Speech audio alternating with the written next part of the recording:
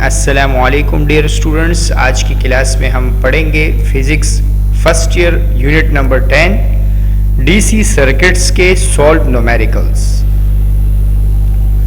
आप वीडियो की डिस्क्रिप्शंस में दिए गए लिंक में से इसका सॉल्व पीडीएफ डाउनलोड कर सकते हैं। वीडियो को लाइक करें और शेयर करें और इसके अलावा चैनल को ज़रूर सब्सक्राइब करें फॉर मोर वीडियोस। और अगर रिलेटेड टू एवरी क्वेश्चन अगर आपको प्रॉब्लम हो तो आप वीडियो की कमेंट्स में पूछ सकते हैं। ओके, बढ़ते हैं सॉल्यूशन की तरफ। अगर आपको किसी भी टॉपिक में प्रॉब्लम हो, इसमें किसी भी क्वेश्चन के अंदर अगर आपको क्वेश्चन में गलती नज़र आए या इसमें अगर आपको कोई भी क्वेश्चंस में प्रॉब्लम हो, समझ ना आए, तो आप वीडियो की कमेंट्स में क्वेश्चंस पूछ सकते हैं। ओके, बढ़ते हैं सॉल्यूशन की तरफ। सबसे पहले जो क्वेश्चन है, ये सबसे पहले आपको इस वीडियो में आपको वर्किंग एग्जाम्पल के साथ सॉल्व करवाया जाएगा, including working example and self assessment के साथ। तो सबसे पहला वर्किंग एग्जाम्पल है, आप देखिए, सबसे पहले इसका डेटा बनेगा। Calculate the resistance of 100 metre. तो आपको लेंथ दी गई है 100 मीटर। ओके, ये लेंथ है 100 metre.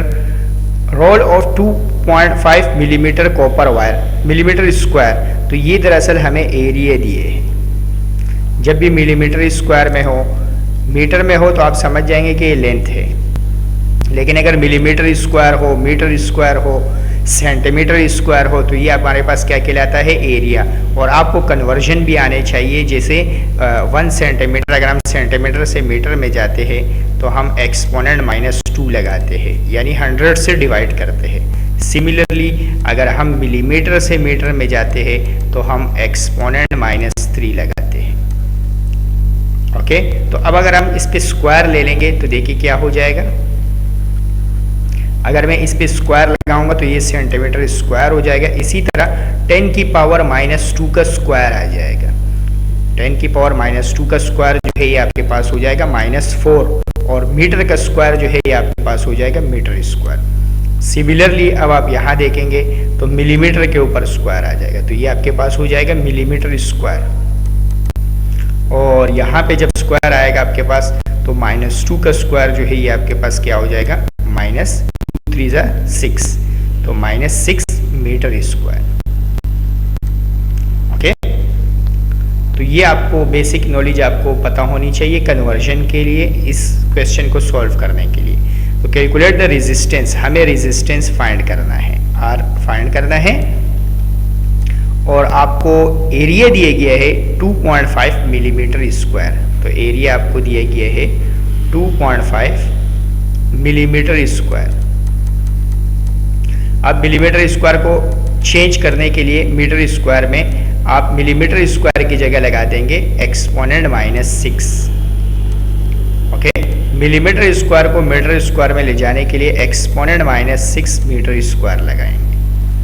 If the resistivity of copper at 20 degree centigrade. अच्छा, डिपेंडेंस ऑफ रेजिस्टेंस टेम्परेचर का भी टॉपिक है हमारे पास, लेकिन ये जो टेम्परेचर है ये इस न्यूमेरिकल में यूज नहीं होगा।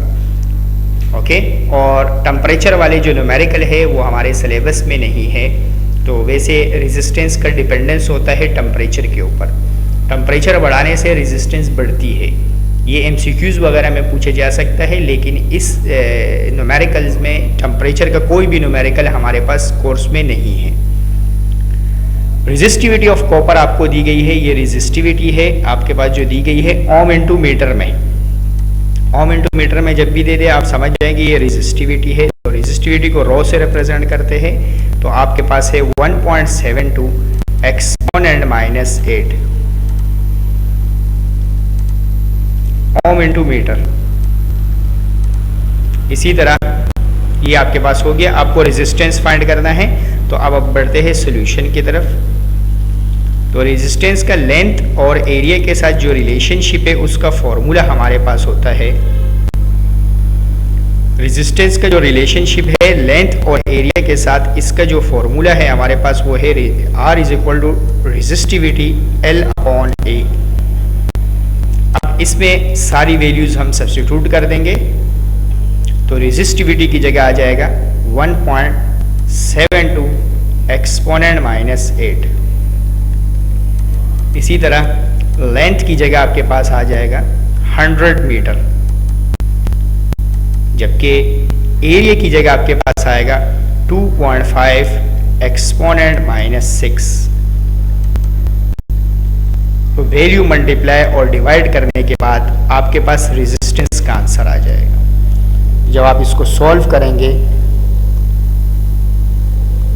तो आपके पास आंसर आएगा 0.688। तो आपके पास आंसर आएगा 0.688 ओम। रेजिस्टेंस की यूनिट जो है वो आपके पास होती है ओम। आप इसका आंसर यहाँ भी लिख सकते हैं, या अगर आप चाहे आप इसको एक्सपोनेंट में चेंज कर सकते हैं। एक्सपोनेंट में कैसे चेंज करेंगे, ये पॉइंट को मूव करवाएंगे। जैसे ये पॉइंट यहाँ से यहाँ आएगा, फिर यहाँ आएगा, फिर यहाँ, 3 मरतबा आपने मूव करवाया तो ये हो जाएगा 688। ये दूसरा आंसर है रेजिस्टेंस का, और करके आप लिख सकते हैं 688 एक्सपोनेंट -3 ओम। और एक्सपोनेंट -3 आपके पास इक्वल होता है मिली के, तो 688 मिली ओम। आप इसका आंसर ये भी शो कर सकते हैं और आप उसका आंसर वो भी शो कर सकते हैं। ओके, तो दोनों आंसर आप शो कर सकते हैं। आप इस तरह भी लिख सकते हैं, आप मिली ओम भी लिख सकते हैं। इसी के साथ ये जो एग्जाम्पल था ये इख्तिताम को पहुंच गया। अब हम बढ़ते हैं सेकंड वर्किंग एग्जाम्पल की तरफ, एग्जाम्पल नंबर 2 की तरफ। वर्किंग एग्जाम्पल 2 में आपको एक रोड दिए गए है, केबल दिए गए है, 20 metre cable, length of cable. तो सबसे पहले डेटा बनाना है। इसमें आपको 20 मीटर लेंथ ऑफ केबल दिया गया है, यानी लेंथ आपको दिया गया है 20 metre. Has a cross sectional area, area आपको दिया गया है 1 मिलीमीटर स्क्वायर। अगेन आप इसको कन्वर्ट करेंगे मीटर में। आपको इससे पिछले सवाल में बता दिया था कि 1 मिलीमीटर आपके पास इक्वल होता है एक्सपोनेंट -3 मीटर के, और जब आप इस पे स्क्वायर ले लेते हैं 1 मिलीमीटर स्क्वायर, तो यहाँ भी स्क्वायर आ जाता है। तो स्क्वायर आने के बाद ये आपके पास हो जाता है -6 मीटर स्क्वायर। तो एरिया आपके पास हो जाएगा 1 exponent -6 metre square. And resistance of 5 ohm, resistance आपको दी गई है 5 ओम। कैलकुलेट द कंडक्टिविटी, आपको फाइंड करना है कंडक्टिविटी। कंडक्टिविटी को हम इस साइन से रिप्रेजेंट करते हैं, रेजिस्टिविटी को हम इस साइन से रिप्रेजेंट करते हैं। ये साइन कहलाता है रेजिस्टिविटी का साइन, जबकि ये साइन जो है ये किसका है, कंडक्टिविटी का।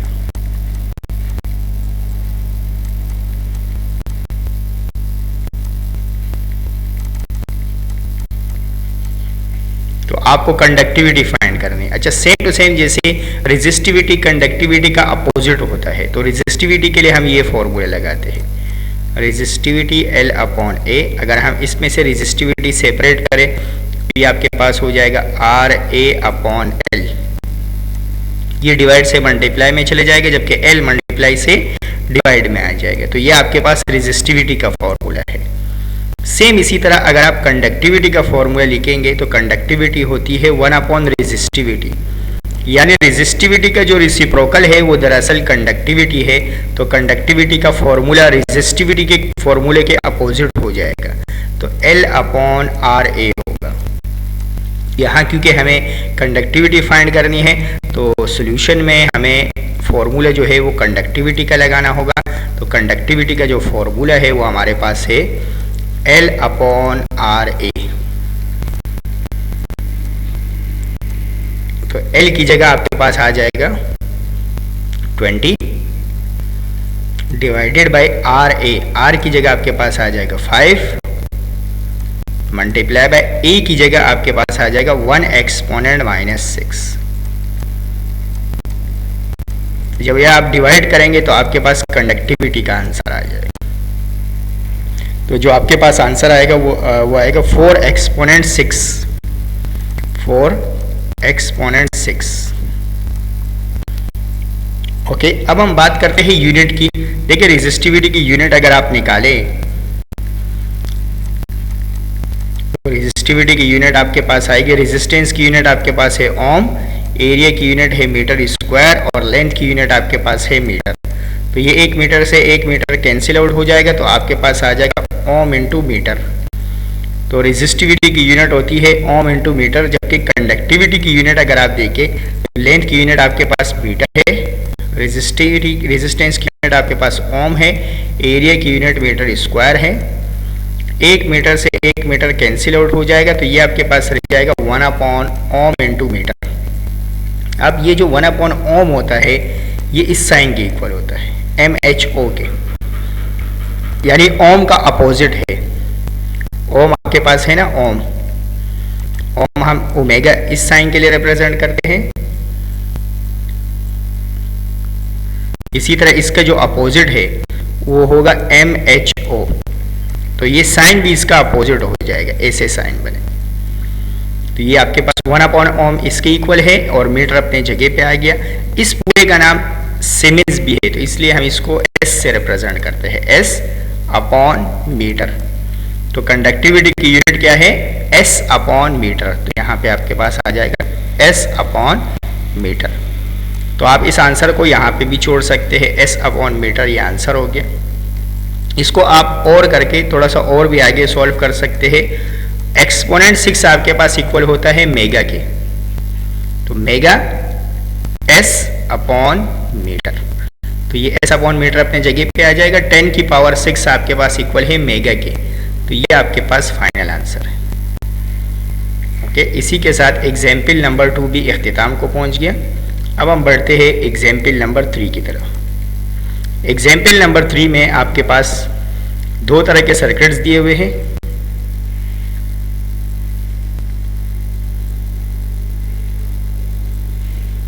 तो आपको 2 सर्किट्स डायग्राम दिए हुए हैं, एक में आपको पैरेलल दिए गए हैं, जबकि दूसरे में आपको एक में आपको सीरीज दिए गए है फर्स्ट पार्ट में, जबकि सेकंड पार्ट में आपको पैरेलल दिए गए हैं और आपको इक्विवेलेंट रेजिस्टेंस मालूम करना है। तो सबसे पहले मैं ए पार्ट को सॉल्व करूंगा, फिर इसी तरह बी पार्ट को सॉल्व करेंगे।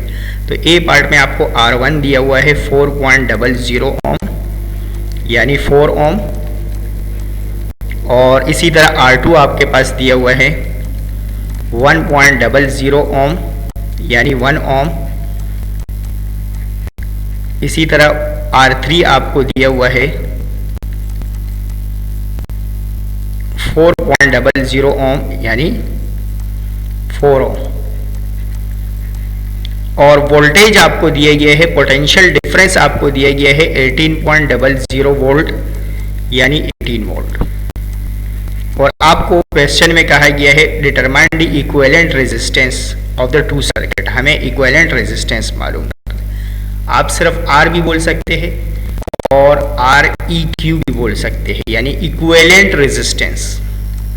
अब देखिए, अगर आप फर्स्ट डायग्राम को गौर से देखें तो ये एक लाइन में है, सारे एक ही पाथ है, एक ही रास्ता है आपके पास, तो इसलिए ये सीरीज है आपके पास।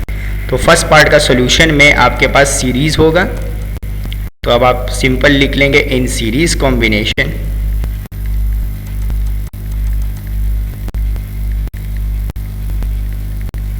सीरीज कॉम्बिनेशन में आपके पास हो जाता है R इक्विवेलेंट हमारे पास बराबर होता है R1 plus R2 plus R3 के। तो R1 की जगह आपके पास आ जाएगा 4, R2 की जगह आपके पास आ जाएगा 1, जबकि R3 की जगह भी आपके पास आ जाएगा 4। तो इसको जब आप प्लस करेंगे तो आपके पास 9 आंसर आएगा। तो ये आपके पास इक्विवेलेंट हो गया और रेजिस्टेंस की यूनिट आपके पास होती है ओम। तो ये फर्स्ट पार्ट का आंसर हो गया। अच्छा, बी पार्ट में आपको पैरेलल दिए गए हैं, आमने सामने है। देखिए, इसका रास्ता अलग है, ये पाथ अलग है, ये वाला पाथ अलग है, तो इसका मतलब है ये पैरेलल है।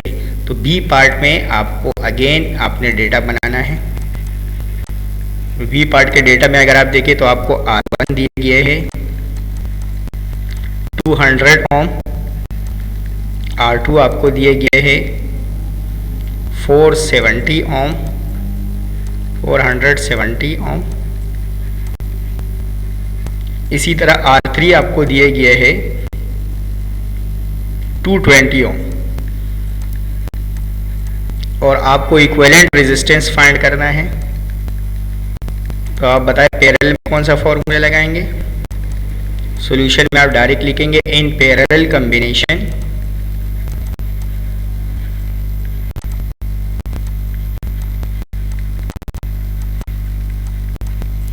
One upon R E Q is equal to हो जाएगा 1/R1 plus 1/R2 plus 1/R3। तो R1 आपके पास इक्वल है 200, इसी तरह R2 आपके पास इक्वल है 470 और R3 आपके पास इक्वल है 220।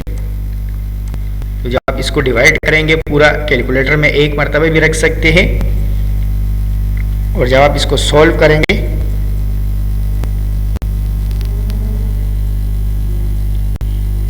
तो आपके पास आंसर आएगा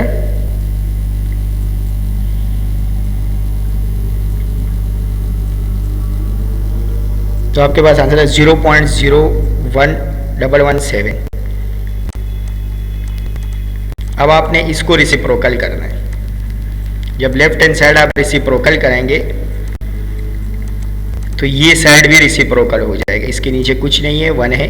ये साइड अगर आप ऊपर लेके जाएंगे तो ये साइड भी आपको ऊपर लेके जाना होगा, तो 1 ऊपर चला जाएगा और 0.0117 नीचे आ जाएगा। और जब आप इसको डिवाइड कर देंगे तो आपके पास फाइनल आंसर आ जाएगा। तो जो फाइनल आंसर आएगा आपके पास वो है 85.67 और रेजिस्टेंस की यूनिट आपके पास है ओम। तो इसी के साथ ये जो एग्जाम्पल था ये भी इख्तिताम को पहुंच गया। ये एग्जाम्पल नंबर 3 था। अब हम बढ़ते हैं अगले क्वेश्चन की तरफ। अगला जो एग्जाम्पल है आपके पास ये बहुत ज़्यादा लेंदी क्वेश्चन है, तो पेपर में इसके चांसेस कम होते हैं, लेकिन फिर भी आपने इसको सॉल्व करना है। सबसे पहले आप डेटा बनाएं, डेटा में देखिए अच्छा आपको इसमें भी इक्विवेलेंट रेजिस्टेंस फाइंड करना है। तो आपको R1 दिया गया है 6 ओम, इसी तरह R2 आपको दिया गया है 8 ओम, जबकि R3 आपको दिया गया है 4 ओम और R4 आपको दिया गया है 12 ओम। ओके,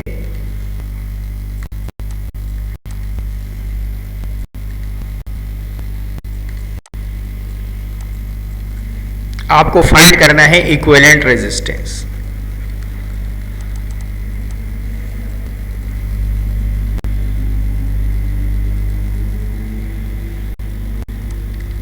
तो सबसे पहले अगर आप क्वेश्चन को सर्किट डायग्राम को और से लेके हमेशा जब भी इस तरह का कॉम्प्लेक्स सर्किट आ जाए तो पहले इस सर्किट को सॉल्व किया करें। देखिए सबसे पहले हम इन दोनों को सॉल्व करेंगे क्योंकि ये सीरीज में है, तो इससे मिलके एक बनेगा। अब R4 तक हमारे पास यहाँ है, तो इसका नाम आपके पास हो जाएगा R5। बाकी ये वाले अपनी जगह पे आएंगे, R4 अपने जगह पे आएगा और R1 भी अपनी जगह पे आएगा।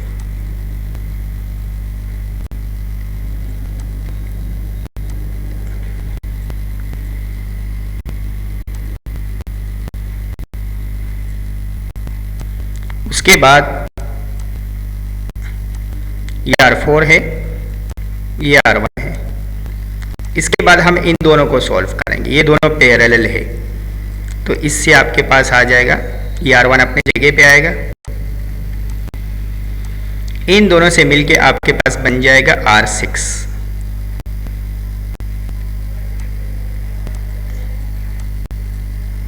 अब अगर आप देखें तो R1 और R6 सीरीज में है, तो इसको सॉल्व करने के बाद आपके पास R इक्विवेलेंट आ जाएगा, यानी आपके पास फाइनल आंसर आ जाएगा। तो सबसे पहले हमें R2 और R3 को सॉल्व करना है जो सीरीज में है। तो सिंस या लेट R4 हमारे पास क्या है, R2 और R3 से मिलके बना है, तो late R4 is the total resistance of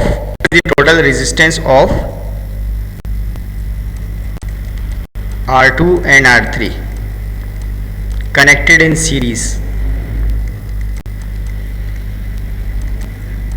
तो ये आपके पास हो जाएगा R4 इज इक्वल टू हो जाएगा R2 प्लस R3, क्योंकि सीरीज में है तो सीरीज में हम इसको प्लस करेंगे, तो R2 और R3 को आपस में प्लस करेंगे तो 8 + 4 हो जाएगा। तो 8 + 4 जब आप करेंगे तो आपके पास 12 ओम आंसर आएगा। अब आपने उसके बाद सॉरी ये R4 नहीं है, इन दोनों से मिलके R5 बना है, तो इसलिए आप इसका नाम रखें R5।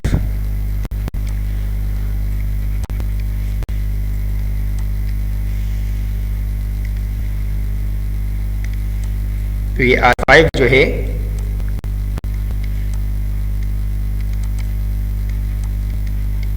R5 जो है ये टोटल रेजिस्टेंस है R2 और R3 का जो सीरीज में है, तो R5 आपके पास आएगा R2 + R3 से। अब आपने R6 फाइंड करना है, तो R6 R4 और R5 से बना है जो पैरेलल है, तो R5 जो है लेट R6 जो है वो किसका है, is the total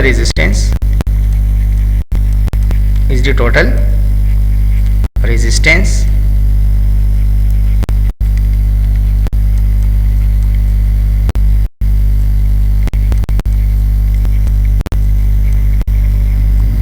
of R4 and R5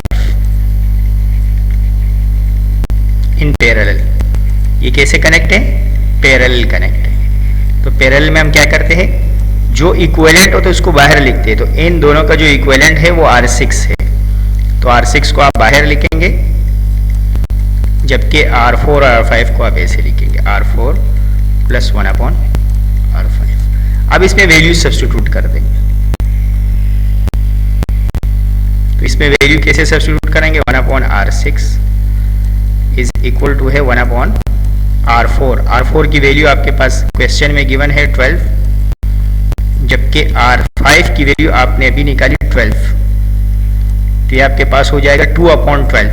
अगर आप इसके एलसीएम ले लेंगे तो 12 एलसीएम आ जाएगा, 1 + 1 2 हो जाएगा, तो मैं इधर ही लिख देता हूँ 2/12। अब आप इसको कैंसिल करेंगे, या आप इसको पहले रेसिप्रोकल कर दें, जैसे इसको ऊपर लेके जाएंगे तो ये साइड भी ऊपर चले जाएगा, तो R6 आपके पास इक्वल टू हो जाएगा 12 / 2, और 12 / 2 जब आप करेंगे तो आपके पास आंसर आएगा 6 ओम।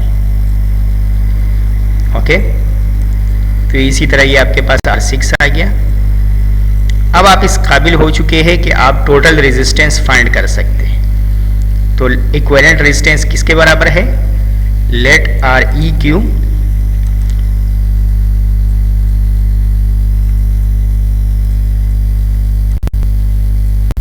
REQ is the equivalent resistance। अच्छा, इक्विवेलेंट रेजिस्टेंस किसका है, equivalent resistance of R1 and R6। R1 and R6, और R1 और R6 कैसे कनेक्ट है, कनेक्ट इन सीरीज में कनेक्ट है। तो अब क्या हो जाएगा, R इक्विवेलेंट का फॉर्मूला हो जाएगा R1 + R6। तो R1 की जगह आपके पास आ जाएगा 6 ओम, जबकि R6 की जगह भी 6 ओम आ जाएगा। तो जब आप इसको सॉल्व करेंगे तो टोटल आंसर आपके पास आएगा 12 ओम। तो ये आपके पास इस क्वेश्चन का कंप्लीट आंसर हो गया। ओके, तो ये मिक्स सर्किट था। सबसे पहले हमें दिया गया था R2 और R3 सीरीज में। हमने पहले R2 और R3 को सीरीज में सॉल्व किया, R5 आया, फिर R5 और R4 को पैरेलल में सॉल्व किया, R6 आया, फिर R1 और R6 को सीरीज में सॉल्व किया, तो हमारे पास टोटल आंसर आ गया। तो इसका जो टोटल आंसर है वो है 12 ओम। और इसी के साथ हमारे जो वर्किंग एग्जाम्पल थे वो इख्तिताम को पहुंच गए। अब हम बढ़ते हैं टेक्स्ट बुक के न्यूमेरिकल्स की तरफ। सेल्फ असेसमेंट है, उसके बाद हमारे पास है text book numericals. Self assessment में जो सबसे पहला सवाल आपको दिए गए हैं इसमें आपको एक बैटरी दी गई है जिसका ईएमएफ आपको दिया गया है। तो ईएमएफ को ई से रिप्रेजेंट करें या टोटल ईएमएफ बोले तो ये डिपेंड्स ऑन यू। तो ये हमें ईएमएफ दिया हुआ है। ईएमएफ को ऐसे लिखे या वी लिखे तो वो हमें दिया हुआ है 12 वोल्ट। इंटरनल रेजिस्टेंस ईएमएफ को हम ई से रिप्रेजेंट करते हैं और जो इंटरनल रेजिस्टेंस होती है इसको हम स्मॉल आर से रिप्रेजेंट करते हैं। तो स्मॉल आर हमें दिया हुआ है यानी इंटरनल रेजिस्टेंस हमें दी हुई है 0.1 ओम।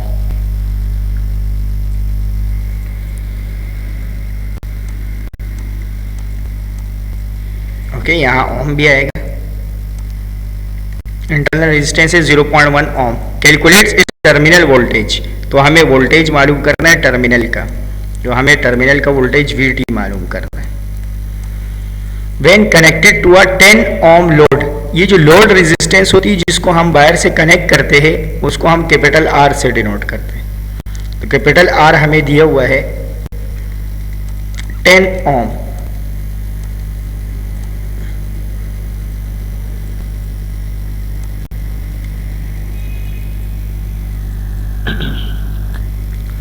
Find current and terminal voltage, तो हमें करंट मालूम करना है और टर्मिनल वोल्टेज मालूम करना है।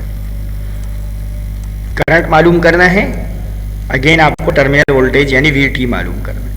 तो हम बढ़ते हैं सॉल्यूशन की तरफ। सॉल्यूशन में सबसे पहले आपको फॉर्मूला पता होना चाहिए कि फॉर्मूला क्या है वोल्टेज और ईएमएफ के दरमियान रिलेशनशिप का। को ईएमएफ का फॉर्मूला पता हो तो ईएमएफ बराबर होता है टर्मिनल वोल्टेज के प्लस आईआर के। सबसे पहले हमारे पास लोड रेजिस्टेंस होती है, इसके अलावा हमारे पास जो इसका वोल्टेज होता है उसको VT कहते हैं और जो बैटरी का वोल्टेज होता है वो हमारे पास कहलाता है ईएमएफ।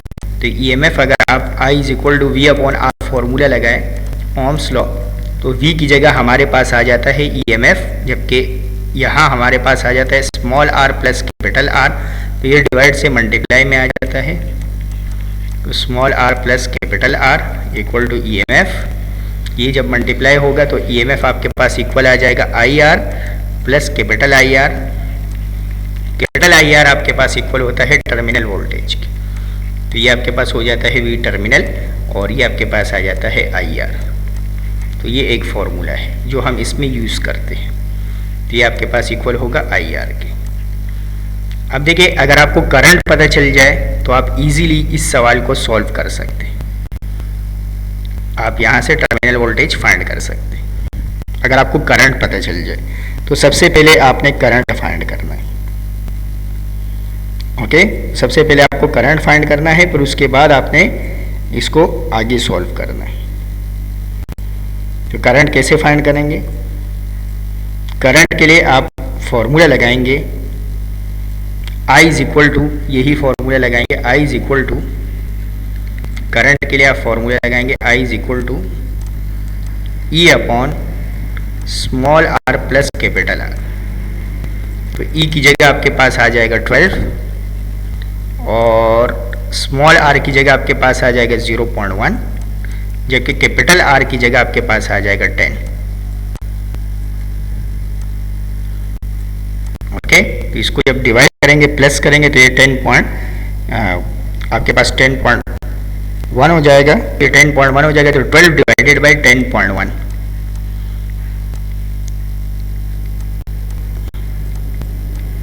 और जब आप इसको डिवाइड करेंगे तो आपके पास करंट का आंसर आ जाएगा। तो आपके पास आंसर आएगा 1.188 1.188 और करंट की यूनिट आपके पास है एम्पियर। तो ये आपके पास करंट आ गया। अब आप इजीली टर्मिनल वोल्टेज को फाइंड कर सकते हैं। ये फॉर्मूला लगाएंगे आप E = VT प्लस IR। तो आप E की जगह आप वैल्यू रखेंगे 12, V टर्मिनल आपको चाहिए, I की जगह आपके पास आंसर आ जाएगा 1.188, जबकि इंटरनल रेजिस्टेंस आपको दी हुई है 0.1। पहले इनको मल्टीप्लाई करना है, तो इस आंसर को मल्टीप्लाई करना है 0.1 के साथ।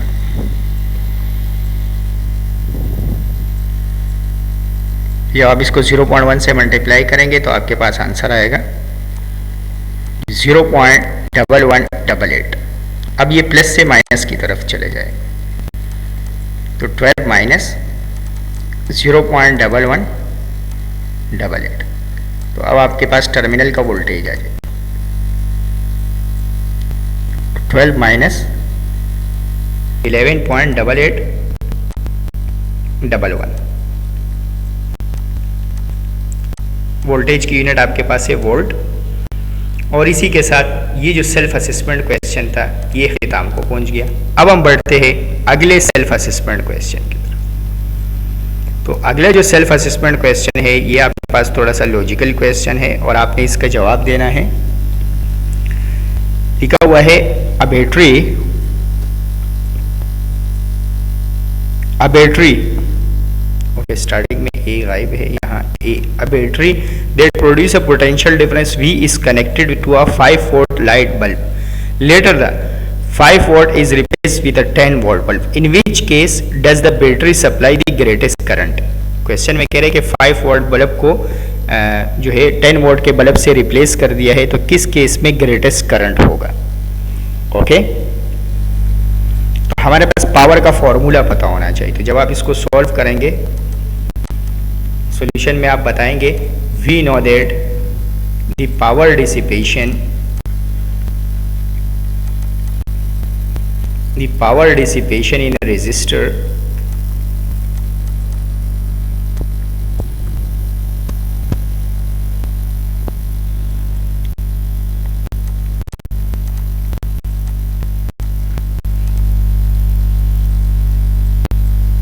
या सिंपल आप बोल सकते हैं इलेक्ट्रिकल पावर डिसिपेशन। उसका जो फॉर्मूला है हमारे पास P इज इक्वल टू होता है VI। वो डिपेंड करता है वोल्टेज और करंट पे। अच्छा, P1 हम पावर कह देते हैं, लेट करके सपोज कर लेते हैं कि P1 जो है वो पावर है 5 वोल्ट बल्ब का और P2 जो है वो पावर है किसका, 10 वोल्ट के बल्ब का। तो यहाँ हम लिख देते हैं कि P1 वो इलेक्ट्रिकल पावर है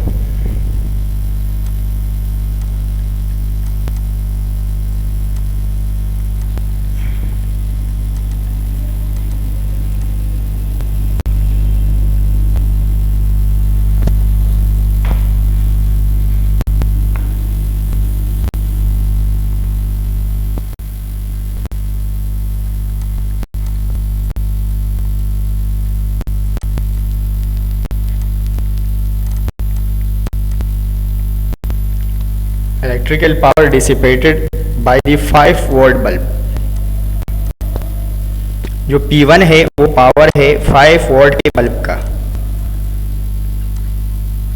अब सिमिलरली आप P2 खुद लिख लीजिएगा, electrical power dissipated by the 10 volt bulb. Okay, अब आपने इस क्वेश्चन को एनालाइज करना है। अब देखिए P1 का जो पावर है वो बराबर, हमसे करंट पूछा है कि in which case does the battery supply the greatest current. तो हम फॉर्मूला लिख लेंगे P is equal to V multiply by I1। तो P is equal to V I1 हमारे पास 5 वोल्ट के बराबर है पहले केस में। दूसरे केस में P2 is equal to V I2 हो जाएगा।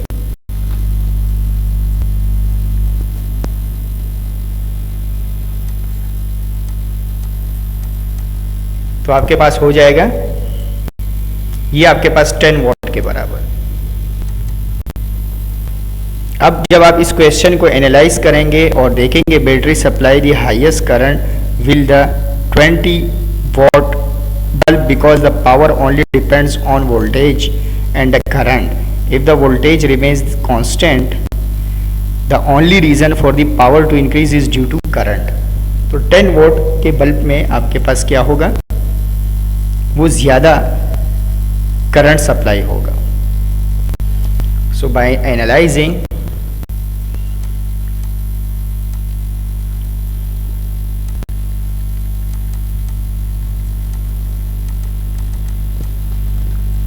देना है कि by analysing equation 1 and equation 2, तो जैसे ही हम इक्वेशन 1 और इक्वेशन 2 का एनालाइजिंग करेंगे तो इससे शो हो रहा है, shows that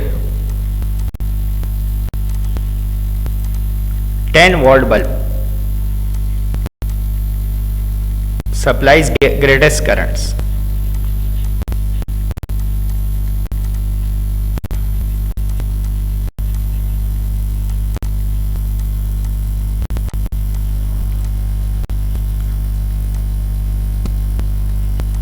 Because 10 watt required more power. 10 what वाला जो है उसके पास पावर ज़्यादा है, तो इसलिए उसको ज़्यादा करंट सप्लाई होगा. 10 what required more power while the voltage of the battery remains constant, जबकि बैटरी का जो वोल्टेज है वो एक ही रहता है, while voltage is remains constant.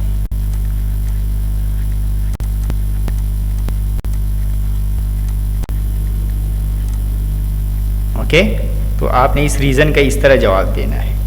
ये आपके पास इख्तिताम को पहुंच गया. अब हम बढ़ते हैं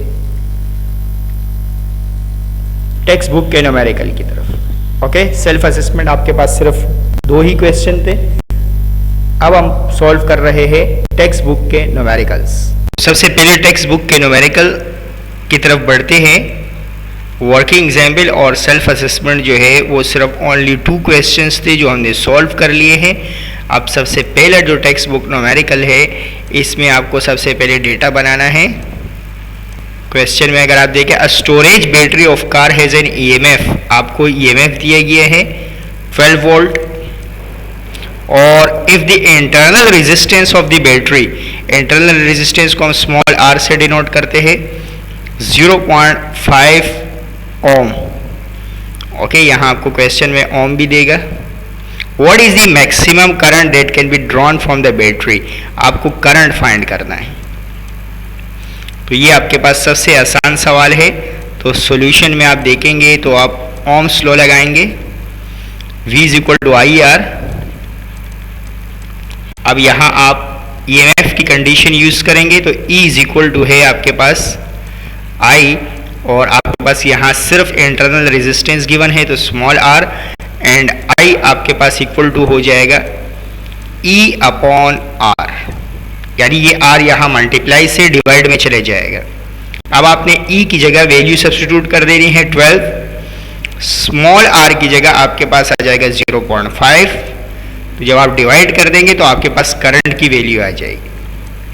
तो जो करंट का आंसर आएगा आपके पास, फाइनल आंसर आपके पास आएगा 24 वोल्ट, 24 एम्पियर. करंट की यूनिट जो है वो आपके पास है एम्पियर. तो इसी के साथ आपका पहला जो न्यूमेरिकल था टेक्स्ट बुक का न्यूमेरिकल वो इख्तिताम को पहुंच गया. अब हम बढ़ते हैं सेकंड न्यूमेरिकल की तरफ. सेकंड न्यूमेरिकल में अगर आप देखें तो ये वर्क एग्जाम्पल से रिलेटेड है. जो मैंने आपको वर्क एग्जाम्पल करवाए ये एग्जामिनेशन पॉइंट ऑफ व्यू के लिहाज से बहुत ज़्यादा अहम सवालात है, यानी पेपर में बहुत ज़्यादा आते हैं. ये जो क्वेश्चन नंबर 2 है और वो जो 2 एग्जाम्पल्स थे आपके पास.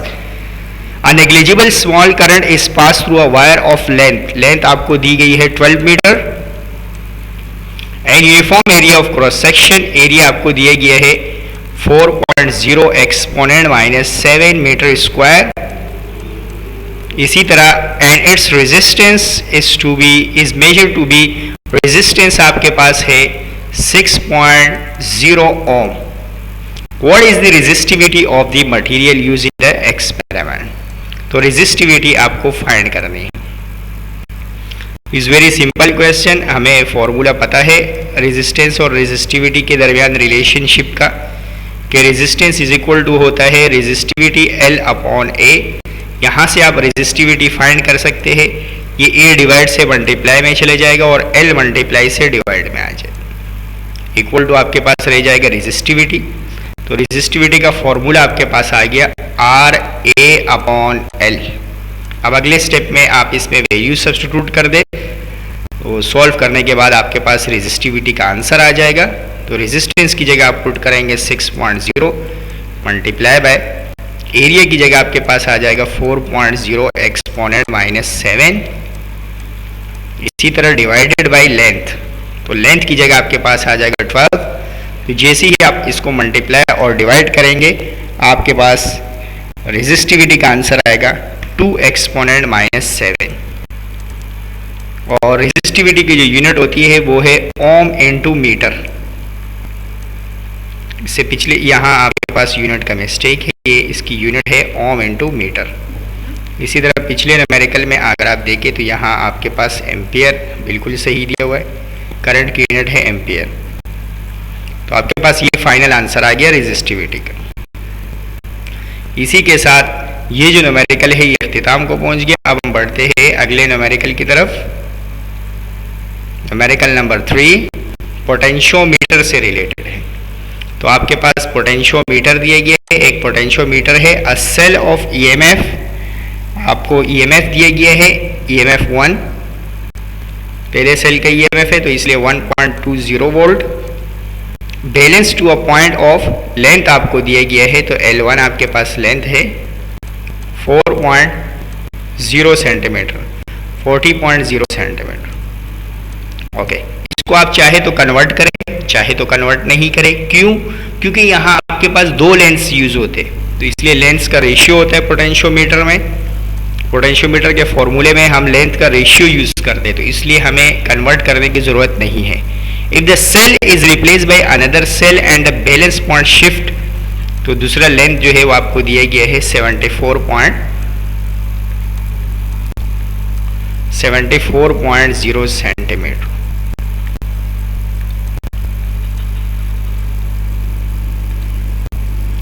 सेकंड जो लेंथ है वो आपको दिया गया है 74.0 centimetre. What is the EMF of the second cell? तो सेकंड सेल का ईएमएफ फाइंड करना है। तो बस आपको सिर्फ पोटेंशियोमीटर का फॉर्मूला पता होना चाहिए। सॉल्यूशन में आप पोटेंशियोमीटर का फॉर्मूला यूज करेंगे जो आपके पास इक्वल है E1/E2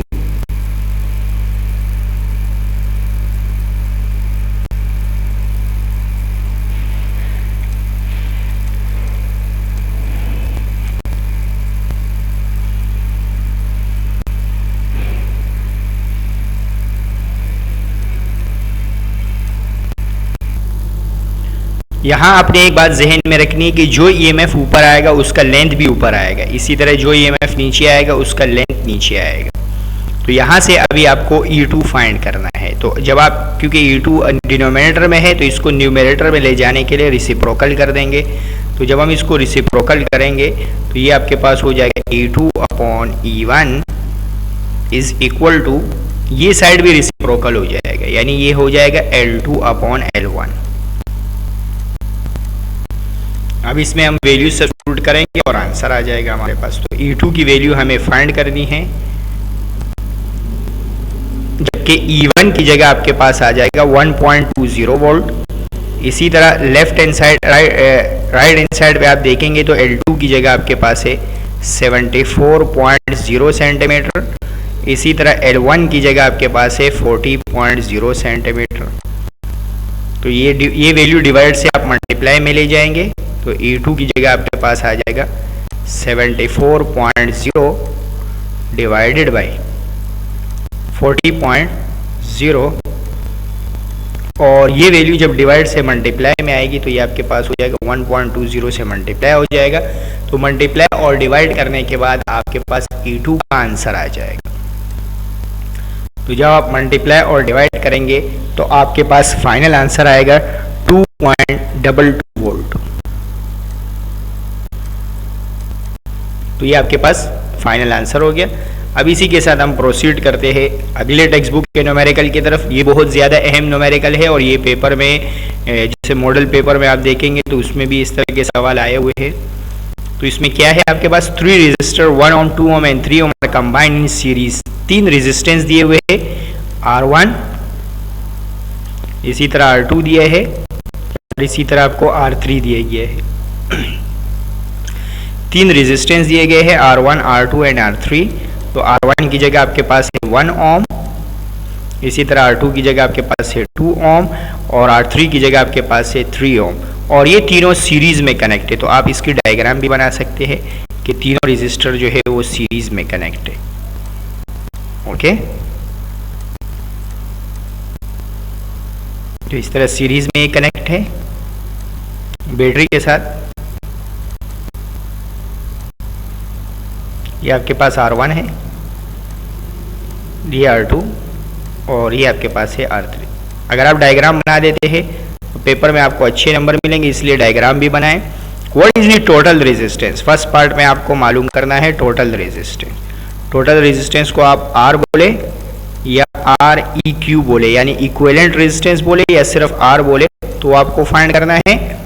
जबकि बी पार्ट में आपको फाइंड करना है if the combination is connected with 24 volt and negligible potential difference across each resistor. तो हमें टोटल पोटेंशियल दिया हुआ है, टोटल पोटेंशियल हमें दिया है 24 वोल्ट, और हमें हर रेजिस्टर का पोटेंशियल ड्रॉप मालूम करना है। तो हमें V1 मालूम करना है,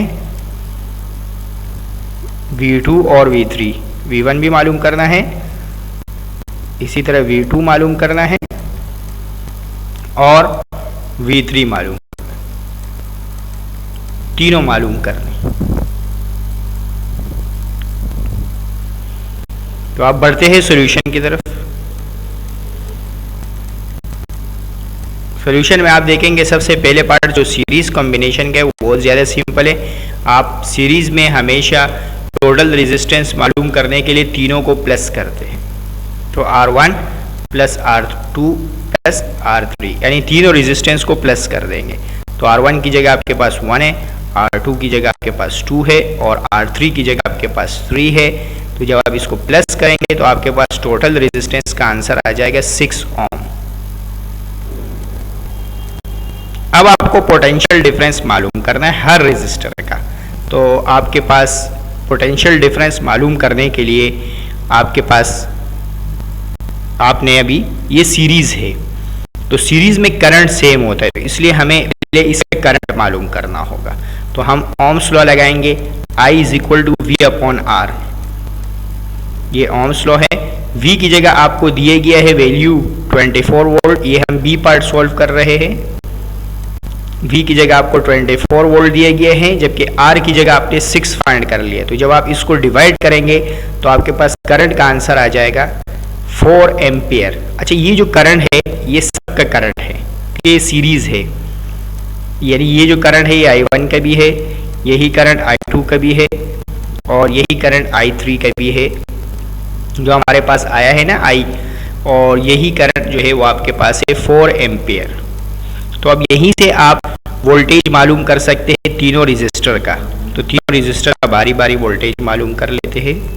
तो हम ओम्स लॉ लगाएंगे, V is equal to IR। Current हमारे पास सेम है तीनों का, जबकि रेजिस्टेंस अलग अलग है, तो रेजिस्टेंस के बेस पे हमारे पास तीनों का वोल्टेज आ जाएगा।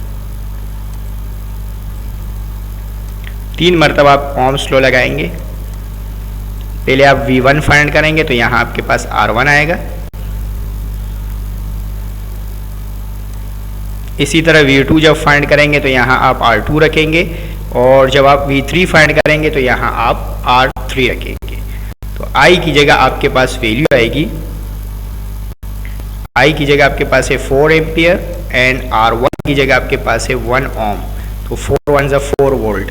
तो पहले जो वोल्टेज आया वो आपके पास आया 4 वोल्ट। अब इसी तरह आप फाइंड करेंगे सेकंड का वोल्टेज। तो I की जगह आपके पास अगेन 4 आ जाएगा, लेकिन अब R2 की जगह आपके पास 2 ओम आएगा। तो 4 2 आपके पास हो जाएगा 8। तो 8 वोल्ट आंसर आया दूसरे रेजिस्टर का। इसी तरह तीसरे रेजिस्टर में आप देखेंगे तो V3 I की जगह अगेन आपके पास 4 आएगा और R3 की जगह अब आपके पास 3 आएगा। तो 4 3 आपके पास हो जाएगा 12 वोल्ट। इसी के साथ तीनों वोल्टेज आएगा, टोटल रेजिस्टेंस भी आएगा। इसी के साथ ये जो सवाल है इख्तिताम को पहुंच गया। अब हम बढ़ते हैं टेक्स्ट बुक न्यूमेरिकल नंबर 5 की तरफ। तो टेक्स्ट बुक न्यूमेरिकल नंबर 5 जो है वो किरचॉफ्स लॉ से रिलेटेड है। तो हमारे पास जो है हमें सर्किट डायग्राम दी गई है और इस डायग्राम से हमें टोटल करंट मालूम करना है, हमें करंट आई मालूम करना है इस डायग्राम को देखते हुए। तो किरचॉफ्स लॉ की मदद से ये सॉल्व करेंगे हम। सबसे पहले डेटा बनाएंगे और फिर इसको सॉल्व करेंगे। न्यूमेरिकल नंबर 5 में आपको किरचॉफ्स लॉ की मदद से इसको सॉल्व करना है। तो अब आप देखिए इसको कैसे सॉल्व करेंगे। तो इसको सबसे पहले आप नाम रख दें, जैसे इसका नाम हमने रख दिया है I1। इसी तरह ये जो फर्स्ट करंट है इसका नाम हमने I1 रख दिया है। इसी तरह इसका नाम सेकंड का I2, इसका नाम I3, इसका नाम I4। इसी तरह जो हमें फाइंड करना है इसका नाम हमने I5 रख दिया है और इसी तरह इसका नाम है आपके पास I6। तो आप डेटा में इसको लिख ले। आप किसी को भी नाम डिफरेंट दे सकते हैं इससे।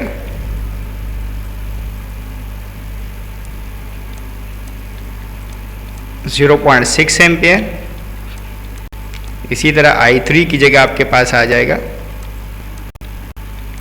0.5 एम्पियर।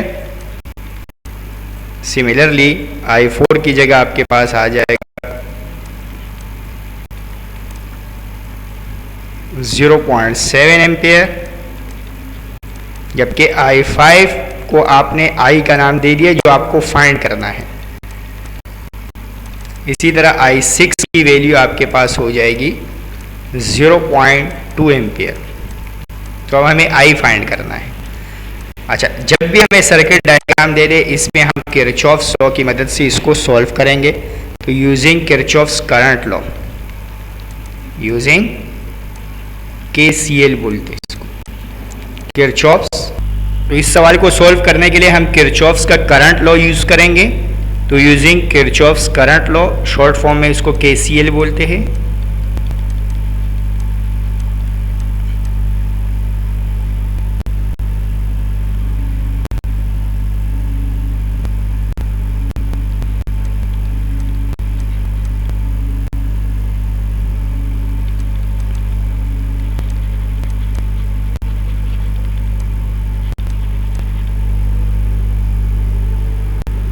तो ये किरचॉफ्स करंट लॉ है वो हमें बताता है कि current flowing throughout the node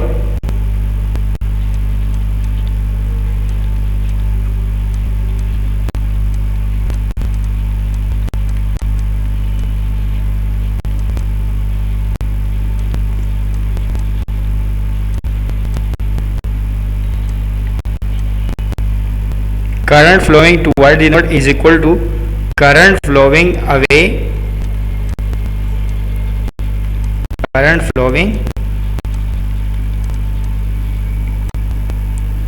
from the node।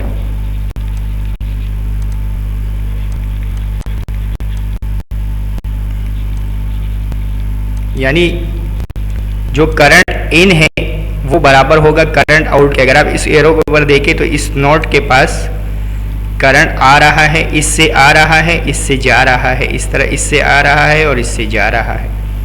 तो करंट जो टूवर्ड्स होगा वो बराबर होगा करंट जो अवे है। तो अगर आप देखें I6 करंट टूवर्ड है, I6 को देखें तो टूवर्ड्स है। इसके अलावा I2 को देखें तो टूवर्ड्स है और I4 को देखें तो वो टूवर्ड्स है। तो I6 plus I2 plus I4 ये टूवर्ड्स है। अब जो अवे है उनको लिख ले। अवे में अगर आप देखेंगे तो I1 अवे है, I3 अवे है और I5 अवे है। तो I1 plus I3 plus I5। अब इसमें वैल्यू सब्स्टिट्यूट कर देंगे तो आपके पास आंसर आ जाएगा। तो अगले स्टेप में इसमें वैल्यू सब्स्टिट्यूट कर दें तो I6 की जगह आपके पास आ जाएगा 0.2। इसी तरह I2 की जगह आपके पास आ जाएगा 0.6, I4 की जगह आपके पास आ जाएगा 0.7। इसी तरह I1 की जगह आपके पास आ जाएगा 0.4, I3 की जगह आपके पास आ जाएगा 0.5, जबकि I5 आपको मालूम करना है जिसको आपने I का नाम दिया है। अब इन तीनों को प्लस करेंगे तो आपके इन तीनों को प्लस करने के बाद आपके पास आंसर आया 1.5। इसी तरह इन दोनों को प्लस करने के बाद आपके पास आंसर आएगा 0.9 प्लस आई, और लास्ट स्टेप में आप 0.9 को इक्वल के दूसरी तरफ ले जाएंगे, ये वैल्यू प्लस से माइनस की तरफ चली जाएगी, तो आपके पास फाइनल आंसर आ जाएगा। तो 1.5 माइनस 0.9 जो बराबर होगा आई के, जो हमें फाइंड करना था, तो आई का आंसर आपके पास आ जाएगा 0.6 एम्पियर। इसी के साथ ये जो सवाल है ये इख्तिताम को पहुंच गया। अब हम बढ़ते हैं अगले 6 न्यूमेरिकल की तरफ। जो क्वेश्चन नंबर 6 है ये आपको मीटर ब्रिज से रिलेटेड है। तो मीटर ब्रिज में आपको सबसे पहले अगर आप डेटा बनाएं तो आपको लेंथ का रेशियो दिया गया है। अगर आप डेटा बनाएं तो आपको the ratio of balance length यानी लेंथ का रेशियो दिया गया है। इसको हम लिखते हैं L1 रेशियो L2। आपको दिए गए है 5 ratio. Find the value of other resistance in a metre bridge with a standard resistance in the right gap. अच्छा, आपको ये बात पता होनी चाहिए कि resistance in the right gap जो है उसको हम जो फॉर्मूला है resistance in the right gap, तो राइट गैप है इसका जो रेजिस्टेंस होती है वो R2 से डिनोट होती है। तो राइट गैप में आपको दिए गए हैं यानी 15 ओम आपको दिए गए हैं। राइट गैप वाले को हम R2 से डिनोट करते हैं। Find the value of other resistance, तो resistance in the left gap आपको फाइंड करना है। इसी तरह आपको अगर पेपर में लेफ्ट गैप दे दे तो आपने उसको R1 से डिनोट करना है। ओके, R1 से R1 आपको फाइंड करना है। ओके, तो राइट गैप को R2 से डिनोट करना है और लेफ्ट गैप को R1 से डिनोट करना है। बस इस बात का ख्याल रखना है इस सवाल में। बाकी ये बहुत सिंपल सवाल है। तो मीटर ब्रिज में हमारे पास फॉर्मूला होता है, मीटर ब्रिज बोला हुआ है तो इन मीटर ब्रिज में हमारे पास फॉर्मूला होता है R1 upon R2 is equal to L1 upon L2। तो अब आप देखिए ये रेशियो हमें दिए गए है क्वेश्चन में, तो सिर्फ वैल्यू सब्स्टिट्यूट करके फाइंड करना है। देखिए R1 हमें फाइंड करना है, R2 की जगह हमारे पास आ जाएगा 15, जबकि ये दोनों लेंथ का रेशियो हमें L1 अपॉन L2 दिया हुआ है 5:3, और रेशियो को हम इस तरह लिखते हैं 5/3। रेशियो को हमेशा डिवाइड में लिखते हैं। तो अब ये 15 यहाँ डिवाइड है, राइट हैंड साइड पे ये मल्टीप्लाई हो जाएगा। जब आप इसको मल्टीप्लाई करेंगे 5 से मल्टीप्लाई करेंगे और 3 से डिवाइड करेंगे, तो जब 5 से आप मल्टीप्लाई करेंगे आपके पास आंसर आएगा 75 डिवाइडेड बाई 3, और जब आप डिवाइड करेंगे तो आपके पास फाइनल आंसर आ जाएगा। डिवाइड करने के बाद आपके पास फाइनल आंसर आएगा 25 ओम। ओके, तो ये इसी के साथ ये जो है इस सवाल इख्तिताम को पहुंच गया। अब हम बढ़ते हैं आखिरी न्यूमेरिकल की तरफ। अच्छा, ये जो लास्ट न्यूमेरिकल है ये बहुत ज़्यादा लेंथी क्वेश्चन है, तो इसलिए ये एग्जामिनेशन पॉइंट ऑफ व्यू के लिहाज से लेस इम्पोर्टेंट है, तो इसलिए मैं इसको सॉल्व करवा रहा हूँ। लेकिन ये कि अगर आप इसको एग्जामिनेशन में आप इसको एज अ चॉइस आप इसको छोड़ सकते हैं।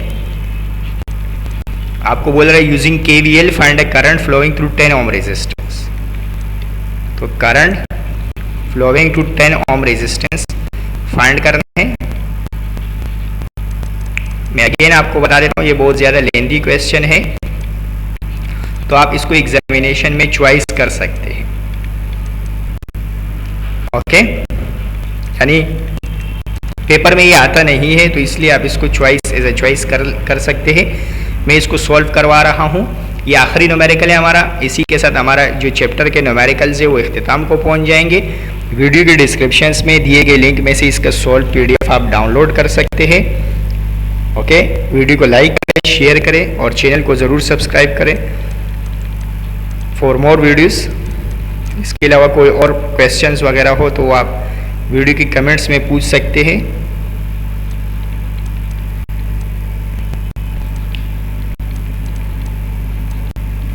देखिए फर्स्ट लूप को पहले हम सॉल्व करेंगे। तो फर्स्ट लूप में यहाँ से जो ईएमएफ है, वोल्टेज है, वो E1 है और यहाँ जो वोल्टेज है वो E2 है। तो आपने इस तरह लूप लेना है, यानी इस तरह शुरू करना है, इस तरह जाना है। तो आप जो ईएमएफ होगा, अगर आप KVL लगाएंगे यूजिंग KVL, तो जो E1 होगा वो इक्वल टू आ जाएगा, ये जो है ये इक्वल टू आ जाएगा इसका जो वोल्टेज है V5 और इसका जो वोल्टेज है वो V15, इसके बराबर आ जाएगा। अब V की जगह आप फॉर्मूला लगाएंगे IR। तो R की जगह तो आपको दिया हुआ है 5 ओम, तो 5 ओम आ जाएगा। लेकिन करंट की जगह यहाँ से जो हम करंट पास हो रहा है उसका नाम मैंने I1 रखा है, तो ये I1 आ जाएगा। इसी तरह 15 से अगर आप देखेंगे करंट V5 से जो आपके पास वोल्टेज होगा V is equal to IR होता है। तो यहाँ आपके पास जो रेजिस्टेंस दिए गए है वो 5 ओम है और जो करंट पास हो रहा है यहाँ से I1 पास हो रहा है। लेकिन अब जैसी ही आप V15 के पास जाएंगे तो देखिए यहाँ से करंट I1 जा रहा है। तो इसी तरह यहाँ अब आपके पास यहाँ से जो करंट जाएगा उसका नाम I2 हो जाएगा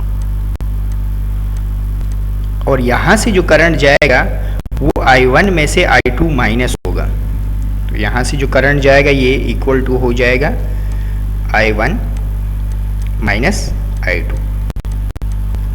जबकि यहाँ जो रेजिस्टेंस है वो आपके पास दिया गया है 15 ओम और EMF आपके पास है 4 वोल्ट।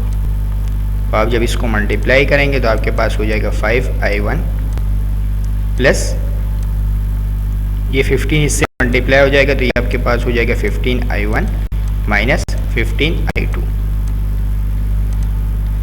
इसको सॉल्व करेंगे तो आपके पास ये I1 है, ये प्लस हो जाएगा तो ये आपके पास हो जाएगा 20I1,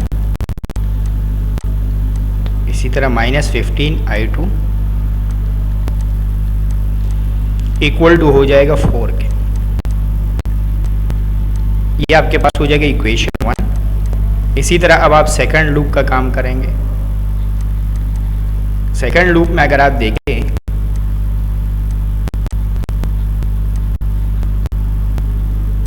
सेकंड लूप आपके पास ये बन रहा है। तो अगर आप सेकंड लूप में देखेंगे तो आपके पास हो जाएगा V10 यानी जो 10 का वोल्टेज है प्लस V8, इसी तरह ये भी इसी रास्ते में है तो इसलिए आपके पास हो जाएगा प्लस V15 और इसमें कोई बैटरी नहीं है तो इसलिए इक्वल टू आपके पास हो जाएगा 0 के। अब आप अगेन यहाँ आप करंट लगाएंगे तो यहाँ से I2 करंट पास हो रहा है, इसी तरह यहाँ से जो करंट पास हो रहा है वो I3 है। तो यहाँ जो करंट होगा वो I2 में से I3 माइनस होगा। तो यहाँ तो करंट आपके पास I2 है और रेजिस्टेंस की वैल्यू आपके पास है 10 ओम। लेकिन अगर यहाँ आप देखेंगे V8 में तो आपके पास जो करंट पास हो रहा है वो है I2 minus I3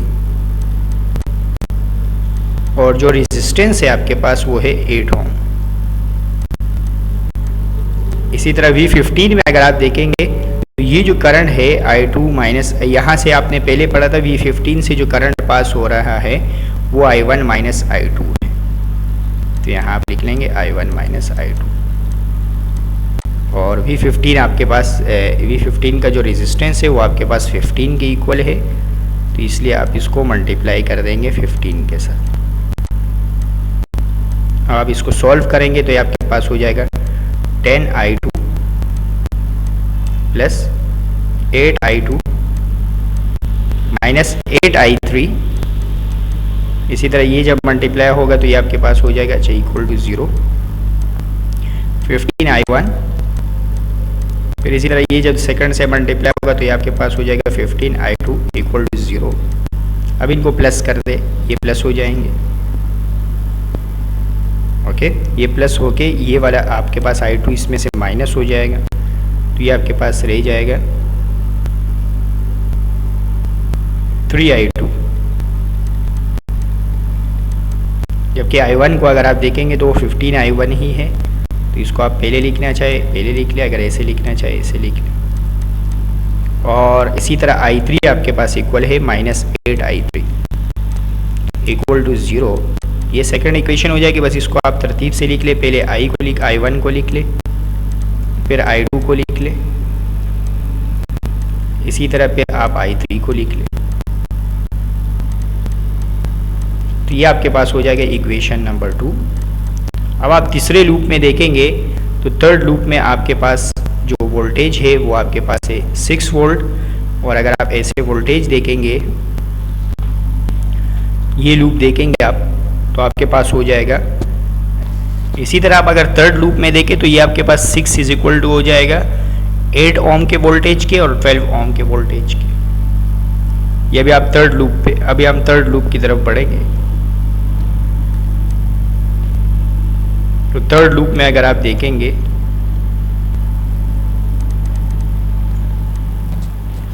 third loop में आपके पास हो जाएगा 6 इज इक्वल टू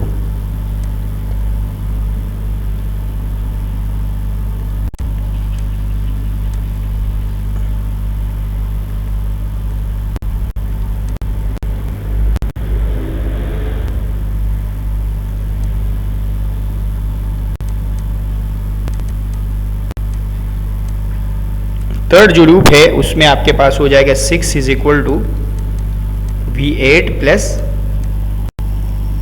V12। अब अगेन यहाँ फॉर्मूला लगाएंगे 6 इज इक्वल टू, यहाँ आप वैल्यू रखेंगे 8, और 8 ओम से जो करंट पास हो रहा था वो आपने देखा था, वो इक्वल टू है I2 माइनस I3।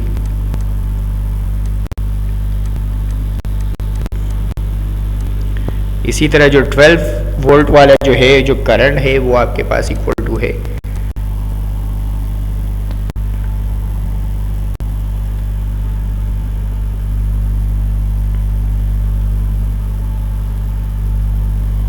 वो आपके पास इक्वल है 12, और जो 12 वोल्ट से करंट पास हो रहा है वो I3 करंट पास हो। तो आप जब इसको मल्टीप्लाई कर देंगे तो ये आपके पास हो जाएगा 8I2 माइनस 8I3, और ये आपके पास हो जाएगा 12I3। तो जब आप प्लस करेंगे तो ये आपके पास हो जाएगा 8I2, और इसमें से आप ये माइनस करेंगे तो ये आपके पास हो जाएगा 4I3 इक्वल टू 6। तो आप इस इक्वेशन को ऐसे लिख सकते हैं 8I2 plus 4I3 equal to 6। तो ये आपके पास हो जाएगा इक्वेशन नंबर 3। अब आप देखिए इन तीनों इक्वेशन में से हमें जो करंट मालूम करना है वो दरअसल 10 ओम वाले का करंट मालूम करना है। तो जो 10 ओम का करंट है अगर आप उसको डायग्राम में देखें तो आपके पास I2 है, इसका मतलब है हमें I2 फाइंड करना है। तो इसलिए अगर हमें I2 फाइंड करना है तो इन दो इक्वेशन में देखिए I2 है, लेकिन इसमें I3 भी है, तो हमें I3 को हटाना है। तो I3 का अगर आप यहाँ कोफिशिएंट देखेंगे तो यहाँ 8 है, और यहाँ I3 का कोफिशिएंट है 4। तो हम इस इक्वेशन को 2 से मल्टीप्लाई करेंगे और इसके साथ ऐड कर देंगे। तो हम यहाँ मैथमेटिक्स का एक काम करेंगे कि एडिंग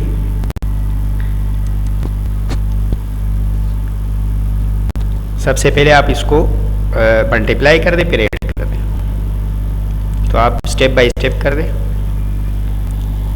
जैसे आप डायरेक्ट भी कर सकते हैं, डायरेक्ट अगर आप करना चाहे डायरेक्ट कर ले।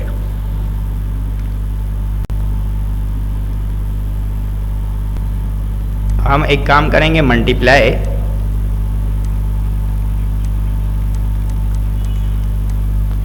इक्वेशन 3 बाई इक्वेशन 3 को 2 से मल्टीप्लाई करेंगे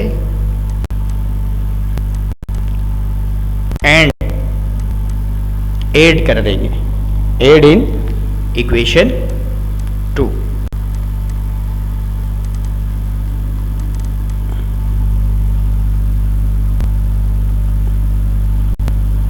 टू से मल्टीप्लाई करने के बाद इसको हम ऐड करेंगे इक्वेशन नंबर 2 में। तो देखिए सबसे पहले इसको 2 से मल्टीप्लाई करें, 2 8 से 16 हो जाएगा आपके पास। इसी तरह जब आप इसको 2 से मल्टीप्लाई करेंगे तो आपके पास हो जाएगा 8I3। इसी तरह जब ये 2 से मल्टीप्लाई हो जाएगा तो ये आपके पास हो जाएगा 12। अब इसके साथ आपने ऐड करना है, तो 15 को आपने अलग लिख लेना है क्योंकि ये I1 है। फिर आपने ऐड करना है 3I2 इसी तरह आपने 8i3 के बजाय वहाँ आपके पास है -8i3 और इक्वल टू आपके पास है 0।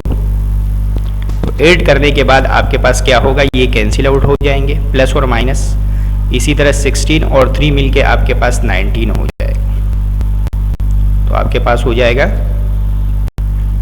15i1, 3 और 16 जो है ये आपके पास मिलके हो जाएगा आपके पास 19i2 और इक्वल टू आपके पास हो जाएगा 12। ये आपके पास हो जाएगा इक्वेशन नंबर 4। अब आपने एक काम ये करना है कि इक्वेशन नंबर 4 को और इक्वेशन नंबर 1 को, इन दोनों को सॉल्व करना है और इसमें से I2 को फाइंड करना है। तो बहुत सारे मेथड्स होते हैं सॉल्व करने के, मैं इसमें क्रेमर्स रूल यूज़ कर रहा हूँ सॉल्व करने के लिए। क्रेमर्स रूल हमें क्या कहता है, देखिए आप, बहुत सिंपल सा है। क्रेमर्स रूल में कोफिशिएंट्स को नीचे लिखते हैं।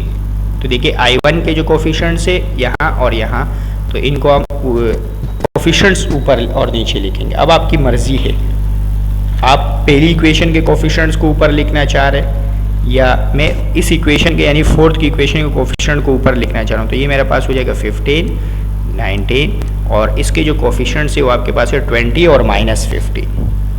तो इसके जो कोफिशिएंट है वो है 20 और -15। इसी तरह अब यहाँ जब आप लिखेंगे तो I2 सेकंड वेरिएबल है, तो सेकंड वेरिएबल में कांस्टेंट लिख देंगे। तो कांस्टेंट आपके पास है 12 और 4, जबकि यहाँ I1 के कोफिशिएंट्स आएंगे, यानी ये नीचे वाले कोफिशिएंट्स ऊपर लिखेंगे। अब आपने इसको ऐसे सॉल्व करना है, ये आपने मैट्रिक क्लास में पढ़े होंगे। तो जब आप इस तरह मल्टीप्लाई करेंगे तो ये आपके पास आ जाएगा 60 - 240 डिवाइडेड बाई -225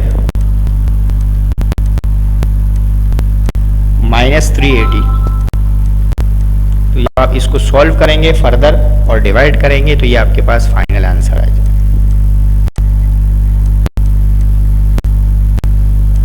डिवाइड करने के बाद आपके पास I2 का फाइनल आंसर आ जाएगा। और इसी के साथ हमारे न्यूमेरिकल्स इख्तिताम को पहुंच गए। वीडियो को लाइक करें, शेयर करें। किसी भी क्वेश्चन में आपको प्रॉब्लम नज़र आए तो उसको आप वीडियो की कमेंट्स में पूछ सकते हैं। वीडियो के डिस्क्रिप्शंस में से इसका सॉल्व PDF आप डाउनलोड कर सकते हैं। और इसके अलावा दिए गए नंबर्स पर रब्ता भी कर सकते हैं अगर आपको सॉल्व PDF डाउनलोड करने में मसला हो रहा हो। ओके, नेक्स्ट वीडियो तक के लिए इजाज़त दीजिए। अल्लाह हाफिज़।